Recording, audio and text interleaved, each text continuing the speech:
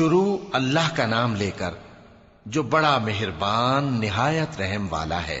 ان فرشتوں کی قسم جو ڈوب کر کافروں کی جان کھینچ لیتے ہیں، اور ان کی جو مومنوں کی جان آسانی سے نکالتے ہیں، اور ان کی جو تیرتے ہوئے جاتے ہیں پھر لپک کر آگے بڑھتے ہیں، پھر دنیا کے کاموں کا انتظام کرتے ہیں کہ وہ دن آ کر رہے گا جس دن وہ زلزلہ آئے گا، پھر اس کے پیچھے اور زلزلہ آئے گا۔ اس دن لوگوں کے دل خوف زدہ ہوں گے اور آنکھیں جھکی ہوئی۔ کافر کہتے ہیں کیا ہم الٹے پاؤں پھر لوٹیں گے؟ بھلا جب ہم کھوکھلی ہڈیاں ہو جائیں گے تو پھر زندہ کیے جائیں گے؟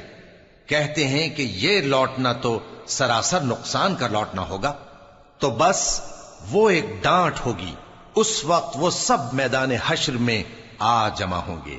بھلا تم کو موسیٰ کی حکایت پہنچی ہے جب ان کے پروردگار نے ان کو پاک میدان یعنی طویٰ میں پکارا اور حکم دیا کہ فرعون کے پاس جاؤ کہ وہ سرکش ہو رہا ہے، پھر اس سے کہو کہ کیا تو چاہتا ہے کہ پاک ہو جائے اور میں تجھے تیرے پروردگار کا رستہ بتاؤں تاکہ تجھ کو خوف پیدا ہو؟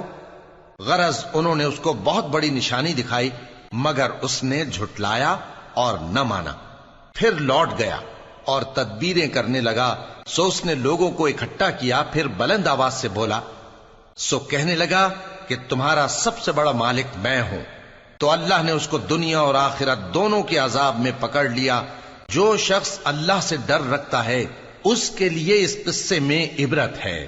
بھلا تمہارا بنانا مشکل ہے یا آسمان کا؟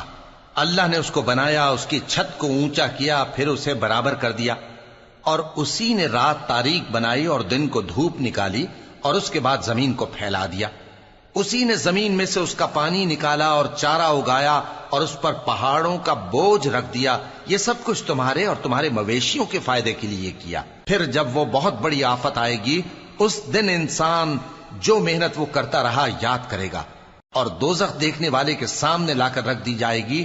اب جس نے سرکشی کی اور دنیا کی زندگی کو مقدم رکھا تو اس کا ٹھکانہ دوزخ ہی ہے، اور جو اپنے پروردگار کے سامنے کھڑے ہونے سے ڈرتا اور نفس کو بیجا خواہشوں سے روکتا رہا تو اس کا ٹھکانہ بہشت ہی ہے۔ اے پیغمبر صلی اللہ علیہ وآلہ وسلم، لوگ تم سے قیامت کے بارے میں پوچھتے ہیں کہ اس کی آمد کب ہے، سو تم اس کے ذکر کی طرف سے کس فکر میں ہو؟ اس کا منتہا یعنی واقع ہونے کا وقت تمہارے پروردگار ہی کو معلوم ہے۔ جو شخص اس سے ڈر رکھتا ہے تم تو اسی کو ڈر سنانے والے ہو۔ جب وہ اس کو دیکھیں گے تو ایسا خیال کریں گے کہ گویا دنیا میں صرف ایک شام یا ایک صبح رہے۔